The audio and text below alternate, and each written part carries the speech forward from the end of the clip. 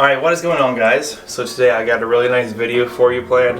This is how to maintain your bench press strength at home without even doing the bench press. So with that said, let's get right into it.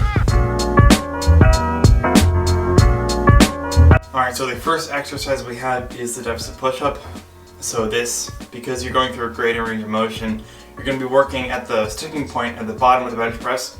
I know personally for me that's a really big problem, so I think this is going to be really helpful for all of you. So, to do this, I'm using these things from Perfect Push-Up.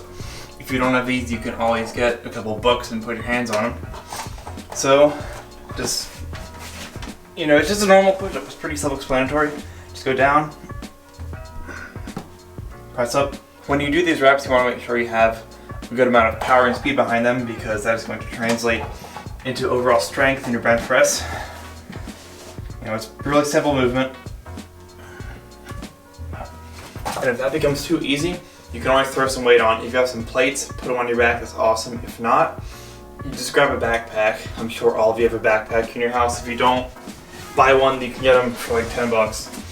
So I put a dumbbell in this, just put it on your back, and you can do the exact same thing.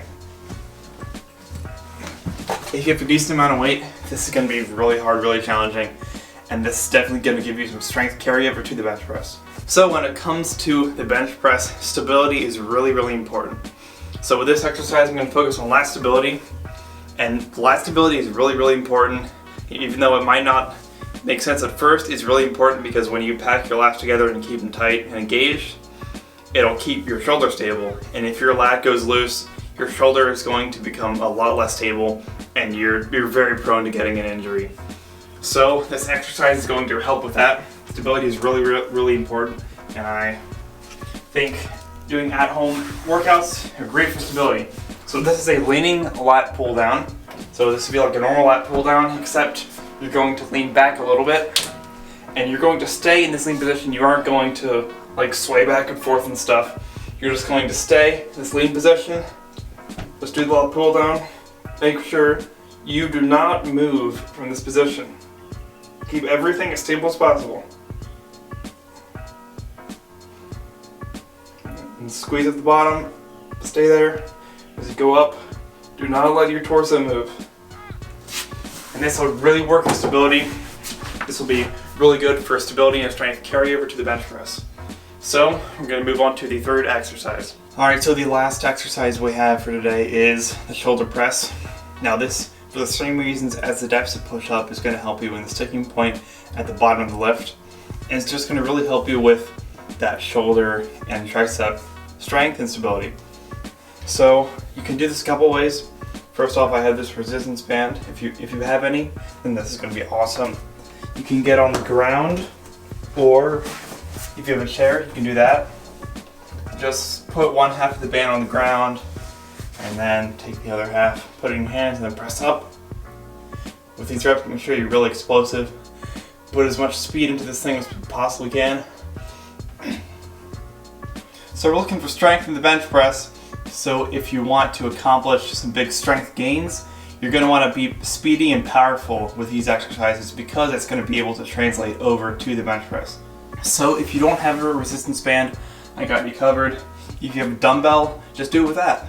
And you can do some reps. If not, we're going to go back to the backpack. I really hope all of you have a backpack.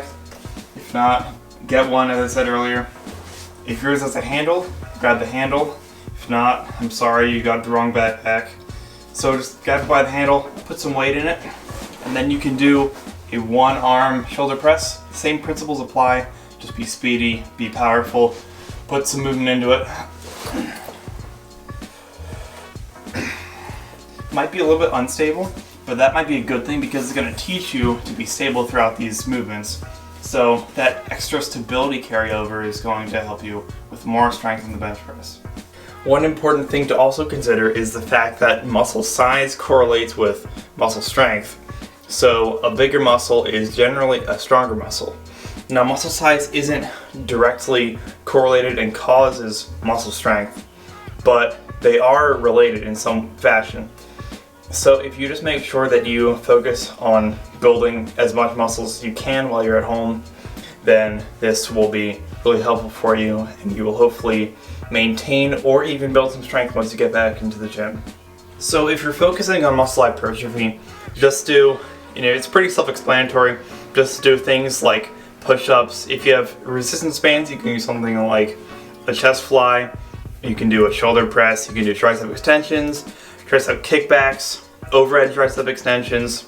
Just make sure that you are doing effective workouts and you're training to or close to failure, which will be able to stimulate muscle growth, and that'll carry over to muscle size, which will ultimately help you with strength with the bench press.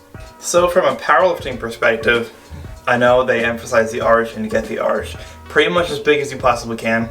Now I know for me sometimes that's an issue because my spinal flexibility isn't the greatest thing in the world, but I am working on it, and I think that's a great thing to work on at home, because once you get back to the gym, you will have a bigger arch, which means the range of motion will be slightly shorter, which means you'll be able to lift more weight.